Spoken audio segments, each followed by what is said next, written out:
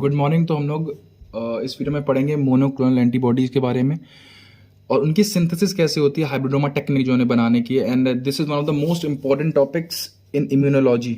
Microbiology में अगर immunology आ रहा है तो हाइब्रिडोमा टेक्निक आने के बहुत ज़्यादा हाई चांसेस रहते हैं। जो मोनोक्लोनल एंटीबॉडी का कॉन्सेप्ट है मुझे कभी समझ में आता नहीं था जब मैं क्लास 12 में था। यहाँ पे समझ में आया हल्का फुल्का आके। देखो एक्चुअली होता क्या है कि जब भी हम लोग की बॉडी में कोई एंटीजन आता है तो उस एंटीजन पे डिफरेंट टाइप के एपिटोप्स होते हैं। देखो सर्कुलर है, स्क्वायर है, ट्रायंगल है, हेक्सागन। मतलब मैं ये एक वे ऑफ एक्सप्रेसिंग है कि इसमें डिफरेंट टाइप ऑफ एपिटोप्स होते हैं। ठीक है, तो एक एंटीजन आता है उसमें डिफरेंट टाइप के एपिटोप्स होते हैं। तो वो डिफरेंट टाइप के एपिटोप जो होते हैं वो बी सेल को स्टिमुलेट करते हैं। मतलब जब एंटीजन आया तो बी सेल स्टिमुलेट हुई तो बी सेल कन्वर्ट होती प्लाज्मा सेल से। सो बी सेल्स के डिफरेंट क्लोन्स बनते हैं।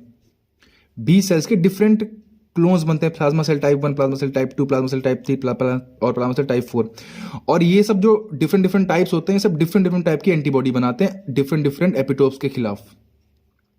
ठीक है, तो एक एंटीजन आया उसमें डिफरेंट डिफरेंट टाइप के एपिटोप थे, उसने बी सेल को स्टिमुलेट करा तो बी सेल के डिफरेंट क्लोन्स बने जो कि डिफरेंट एंटीबॉडी बनाएंगे इन डिफरेंट एपिटोप्स के अगेंस्ट। तो जो एंटीबॉडी का मिक्सचर हमारे सीरम में तैयार हुआ उसे हम लोग बोलेंगे पॉलीक्लोनल एंटीबॉडी मिक्सचर। तो different type of epitope will stimulate B cell and it forms different clones resulting in formation of different types of antibody against each epitope. Resulting antibody mixture is called as polyclonal antibody. ठीक, एक बात। अब monoclonal antibody क्या होती है? बिल्कुल वही चीज। अगर कोई एंटीजन आया और उस पर सिर्फ एक टाइप का एपिटोप है, सिर्फ एक टाइप का एपिटोप, तो उसके लिए सिर्फ एक टाइप की बी सेल स्टिमुलेट होगी, तो उसके लिए सिर्फ एक टाइप का क्लोन बनेगा और उसके लिए सिर्फ एक टाइप की एंटीबॉडी बनेगी। सिर्फ एक टाइप की एंटीबॉडी, पूरे एंटीजन के लिए सिर्फ एक टाइप की antibody. So if only one clone of B cell is stimulated by single epitope of antigen then it is form antibodies. Such antibodies are called as monoclonal antibodies. समझ में आया क्या होता है इनमें डिफरेंस? सो पहली बात तो मोनोक्लोनल और पॉलीक्लोनल ये कोई एक सिंगल एंटीबॉडी नहीं होती, एक एंटीबॉडी का मिक्सचर होता है। तो एक ऐसा मिक्सचर जहां पे different different different different type की antibody against the same antigen, तो हम लोग उन्हें बोलेंगे पॉलीक्लोनल एंटीबॉडी। लेकिन अगर एक ही टाइप की एंटीबॉडी है अगेंस्ट वन एंटीजन तो हम लोग उसे बोलेंगे मोनोक्लोनल एंटीबॉडी। ठीक, प्रोडक्शन जो होता है मोनोक्लोनल एंटीबॉडी का वो हम लोग करते हैं बाय हाइब्रिडोमा टेक्निक, जो कि जी कोलर और सी मिल्स्टीन ने 1975 में डिस्कवर की थी। अब हम लोग पढ़ते हैं इसका प्रिंसिपल क्या है। प्रिंसिपल क्या पढ़ेंगे, इसके बाद पढ़ेंगे इसका प्रोसीजर जो कि सबसे इंपॉर्टेंट है, जो कि आपको लिख के आना है, जो कि लॉन्ग आंसर में आता है हाइब्रिडोमा टेक्निक का प्रोसीजर। तो सबसे पहले समझते हैं प्रिंसिपल क्या है। हम लोग क्या करते हैं, हम लोग बी सेल को स्टिमुलेट करते हैं against a single epitope of antigen. हम लोग एक सिंगल एपिटोप ऑफ एंटीजन के अगेंस्ट बी सेल को स्टिमुलेट करते हैं और फिर उस बी सेल को फ्यूज करते हैं with myeloma sales. Myeloma sales का मतलब क्या होता है? ये होती है कैंसरस प्लाज्मा सेल्स। क्या होती है? Cancerous plasma cells. मतलब ये इन्फाइनाइटली सर्वाइव कर सकती हैं, इमोर्टल हैं। तो हमने अपनी डिजायर्ड सेल को इमोर्टल बना दिया, यही किया हमने जो बी सेल थी जो कि एक सिंगल एपिटोप के अगेंस्ट एंटीबॉडी बना रही थी, उनको फ्यूज कर दिया माइलोमा सेल के साथ। तो जो सेल बनी उसे बोला हाइब्रिडोमा सेल। और हाइब्रिडोमा सेल के पास दो प्रॉपर्टीज होती हैं, एक तो कैन मल्टीप्लाई इनफाइनाइटली, सेकंड क्या है, it can produce monoclonal antibody. तो हमारे दोनों काम हो गए। ठीक है, बहुत अच्छी बात। अब हम लोग प्रोसीजर पता करते हैं। अच्छा, इनका रोल क्या होता है? जो आपने पढ़ा होगा ना, कुछ बीमारियां होती हैं उनमें हम लोग प्रीफॉर्म्ड एंटीबॉडीज देते हैं, पहले से बनी एंटीबॉडीज देते हैं। तो कहां से आती है हमारे पास? यहीं से तो आती हैं, ऐसे तो बनाते हैं उनको। ठीक है, जैसे रेबीज हो गया। रेबीज में हम लोग कभी कभी अगर बहुत सीवियर केस है तो प्रीफॉर्म्ड एंटीबॉडीज देते हैं। अगर किसी को सांप ने काट लिया तो जो एंटीवेनम होता है उसमें भी एंटीबॉडीज होती है प्रीफॉर्म्ड। लोग कहां से देते हैं? पहले से बनी हुई, ऐसे बनाते हैं हाइब्रिडोमा टेक्निक से ही। अब देखो कैसे बनती है, बहुत इंपॉर्टेंट है भाई ये, प्लीज थोड़ा सा फोकस रखना।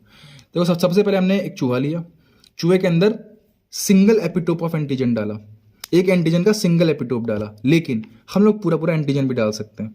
उसके बाद देखो मतलब होगा क्या, अगर हम लोगों ने सिंगल एपिटोप डाला है तो सिंगल टाइप की एंटीबॉडी बनेगी, अगर पूरा एंटीजन डाल दिया तो मल्टीपल टाइप की एंटीबॉडी बनेगी। लेकिन हम लोग इन एंटीबॉडीज को डिफरेंशिएट कर सकते हैं बाय एलाइजा बाद में। लेकिन फिलहाल सिंप्लिसिटी के लिए मैं बता रहा हूं आपसे कि आप इतना जाने कि हमने सिंगल एपिटोप ऑफ एंटीजन डाला, तो इससे सिंगल टाइप की बी सेल स्टिमुलेट होंगी। और वो बी सेल कहां प्रेजेंट होती हैं? चूहे की स्प्लीन में। तो हमने चूहे की स्प्लीन से वो बी सेल्स निकाल ली।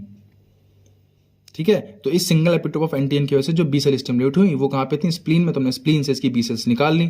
अब ये जो एक बात आपको बस ध्यान रखनी है यहाँ पे कि जो स्प्लीन सेल की जो स्प्लीनिक बी सेल्स होती हैं चूहे की, वो होती हैं HGPRT पॉजिटिव। अब HGPRT क्या होता है तो याद करो, बायोकेमिस्ट्री में लास्ट से आपने पढ़ा था कि प्यूरिन्स को बनाने के दो तरीके होते हैं, एक तो होते हैं सेल्वेज पाथवे और एक होता है डी नोवो सिंथेसिस। तो जो सेल्वेज पाथवे होता है उसमें इस एंजाइम की आवश्यकता पड़ती है HGPRT पॉजिटिव। अगर HGPRT एंजाइम नहीं है किसी के अंदर तो वो सेल्वेज पाथवे से प्यूरिन नहीं बना पाएगा।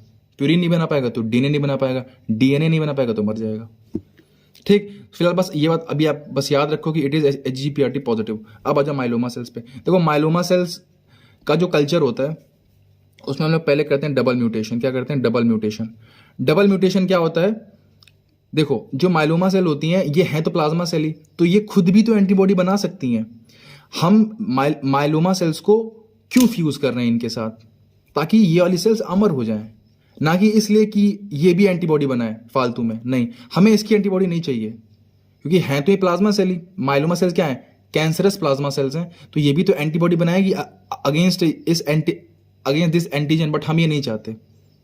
हम चाहते हैं कि भैया तुम बस इनको अमर बनाओ, इनको इमोर्टल बनाओ, और कुछ तुमसे नहीं चाहते। तो हमने इनके अंदर किया डबल म्यूटेशन, और उस डबल म्यूटेशन की हेल्प से क्या हो जाएगा कि इनके अंदर वो एंटीबॉडी बनाने की क्षमता चली गई। ठीक, और एक एक्स्ट्रा पॉइंट आपको ध्यान रखना है कि ये जो माइलोमा सेल होती हैं ये HGPRT नेगेटिव होती हैं। मैं यहाँ पे लिख देता हूं कि due to double mutation they can't form antibody now. ठीक, अब हमारे पास दोनों टाइप की सेल्स आ गई, तो अब हम इनको करेंगे फ्यूज। क्या करेंगे, इनको फ्यूज करते हैं पॉलीएथिलीन ग्लाइकॉल में, PEG में, पेग में। अब हमने इनको फ्यूज कर दिया। अब आपने बायोटेक में भी लास्ट ईयर पढ़ा होगा कि जब हम ऐसी जेनेटिक इंजीनियरिंग करते हैं, दो सेल्स को फ्यूज करते हैं, तो ऐसा नहीं है कि हमें सारी फ्यूजन सेल्स ही मिलती हैं, वो तो बहुत कम मिलती हैं। 100 में से कोई एक सेल फ्यूज हुई होगी, तो बाकी मिक्सचर में क्या है, स्प्लिनिक सेल्स हैं, माइलोमा सेल्स हैं और हाइब्रिडोमा सेल्स हैं। अब हम आंखों से देख के ऐसे हटा सकते नहीं, ऐसा ये स्प्लिनिक सेल थी इसको हटाओ, ये माइलोमा सेल थी इसको हटाओ, ये है हमारी हाइब्रिडोमा सेल, ऐसा तो कर नहीं सकते, बिकॉज हमें कुछ दिख तो रहा नहीं है मीडियम में। तो हम लोग को अब इन सेल्स को डिफ्रेंशिएट करना है, हमको हमारी सेल्स को बाहर निकालना है, जो हाइब्रिडोमा सेल्स हैं, जो कि हमारी सेल्स ऑफ इंटरेस्ट है, हमें बस ये चाहिए, बाकी हमको कुछ नहीं चाहिए। तो हम उसके लिए एक बहुत इंपॉर्टेंट मीडियम का इस्तेमाल करते हैं, HAT, hypoxanthine aminopterin thymidine medium, HAT medium. अब ये मीडियम बहुत इंपॉर्टेंट है, हम लोग इस मीडियम के बारे में पढ़ लेते हैं। सबसे पहले देखो जो हैट मीडियम होता है, इसमें होता है हाइपोजेंथिन, A से होता है अमीनोप्टेरिन और T से होता है थाइमिडीन। ठीक, अब देखो हाइपोजेंथिन और थाइमिडीन ये सैल्वेज पाथवे में यूज होते हैं, सैल्वेज पाथवे में इनका काम है, बिना इनके सैल्वेज पाथवे नहीं होगा। और ये जो अमीनोप्टेरिन होता है ना, ये डी नोवो सिंथेसिस को ब्लॉक कर देता है, it blocks D novo synthesis. अब समझो, मान लो कोई भी सेल है, उसको जीने के लिए चाहिए डीएनए, बिना डीएनए के क्या ही जिंदगी होगी। डीएनए के लिए उसको चाहिए प्यूरिन्स बनाने के लिए उसको चाहिए दो पाथवे, या तो उसके पास ऑप्शन था डी नोवो सिंथेसिस का, या तो उसके पास ऑप्शन था सैल्वेज पाथवे का। ठीक, अब ये जो अमीनोप्टेरिन है, it blocked D novo synthesis, तो ये डी नोवो सिंथेसिस तो होने नहीं देगा, कहीं पे नहीं होने देगा, ना माइलोमा सेल्स में होने देगा, ना स्प्लिनिक सेल्स में होने देगा, और ना हमारी जो हाइब्रिडोमा सेल्स हैं उनमें होने देगा, किसी में नहीं होने देगा। तो अब बात आई सैल्वेज पाथवे पे कि भैया जो सैल्वेज पाथवे से प्यूरिन बना लेगा, वो डीएनए बना लेगा, वो सेल जिंदा रह जाएगी। अब मैंने आपसे कहा था कि माइलोमा सेल होती हैं HGPRT नेगेटिव, तो भैया यहां पे तो माइलोमा सेल सर्वाइव ही नहीं कर पाएंगे। तो हमने दो सेल्स को वो कर लिया, अलग कर लिया, एक स्प्लीन से, एक तो स्प्लीनिक बी सेल सर्वाइव कर जाएंगी और एक हाइब्रिडोमा सेल सर्वाइव कर जाएंगी। लेकिन जो स्प्लीनिक सेल्स होती हैं ये इमोर्टल तो है नहीं, ये कुछ टाइम बाद मर जाएंगी, after some time they will die. But जो हमारी हाइब्रिडोमा सेल थी ये तो इमोर्टल है, तो इनफाइनाइट टाइम तक जिंदा रहेंगी। तो हमने फिर फाइनली इनको सेलेक्ट कर लिया। तो ठीक है, तो हैड मीडियम में हमने क्या पढ़ा, salvage pathway required two important enzyme HGPRT and thymidine kinase and aminopterin block de novo synthesis, so cells that lack HGPRT can't grow on HAT medium. ठीक, तो ये देखो myeloma cells they can't grow, समझ में आया क्यों, because they don't have HGPRT। Splenic cells they can grow but die soon as they are not immortal, but these hybridoma cell can survive and are immortal hybridoma sales. ठीक है, तो ये immortal है और हमने इनको पहचान लिया। तो भैया हमें हमारी सेल्स मिल गई, क्या बहुत बल्क में मिली नहीं, इक्का दुक्का सेल्स मिली हैं। अब हमें इनको क्या करना है, इनको कल्चर करना है। सो नाउ अब हाँ वही बात जो मैंने आपको यहाँ पे बताई थी कि हम लोग ने single epitope of antigen use किया था, बट हम लोग पूरा पूरा एंटीजन भी यूज कर सकते हैं। Now if antigen used has multiple epitopes, many types of hybridoma cells are form. तो सिंपल सी बात है, बहुत टाइप की हाइब्रिडोमा सेल्स बनेंगी, और हम लोग अपनी डिजायर्ड हाइब्रिडोमा सेल्स को एलाइजा से क्या कर सकते हैं, सेलेक्ट कर सकते हैं। Our desired hybridoma cells are selected by ELISA. ठीक, अब आते हैं हाइब्रिडोमा सेल्स पे। देखो हाइब्रिडोमा सेल्स जो होती हैं उनको हमें कल्चर करना है, उनको हमें नंबर बढ़ाना है। तो हमारे पास नंबर बढ़ाने के दो तरीके होते हैं। एक तो होता है हम उन्हें कल्चर कर लें आराम से लैब में, एक तो ये तरीका है। दूसरा तरीका क्या है कि हम माउस की पेरिटोनियल कैविटी के अंदर ये इंजेक्ट कर दें हाइब्रिडोमा सेल्स को। तो हमने इसको माउस की पेरिटोनियल कैविटी के अंदर इंजेक्ट कर दिया, ठीक है। ये माउस के अंदर गई, माउस के अंदर जाने के बाद ये बनाएंगी वही मोनोक्लोनल एंटीबॉडीज, और वो मोनोक्लोनल एंटीबॉडीज माउस के एसाइटिक फ्लूइड में आके इकट्ठी हो जाएंगे। फिर हम उसका एसाइटिक फ्लूइड इजेक्ट कर लेंगे और उसमें से एंटीबॉडी निकाल के उनको जहां भी उनका यूज है उसको यूज कर लेंगे, ठीक है।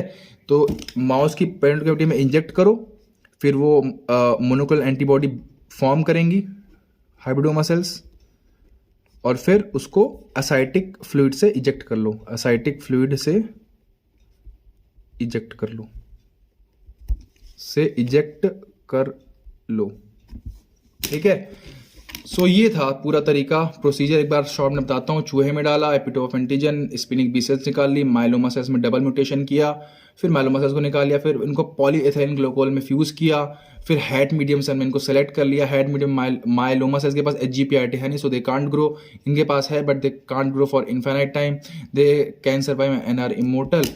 बस फिर कल्चर करने के लिए क्या किया, एक तो उनको लैब में कल्चर कर लिया, फिर उनको माउस की पेरिटोनियल कैविटी में इंजेक्ट कर दिया, मोनोक्लोनल एंटीबॉडीज बनी, उसको एसाइटिक फ्लूइड में वो चली गई, फिर एसाइटिक फ्लूइड को इजेक्ट करके सारी एंटीबॉडीज निकाल के अपना काम कर लिया। बहुत इंपॉर्टेंट है हाइब्रिडोमा टेक्निक, आपको समझ में आया हो। Okay bye.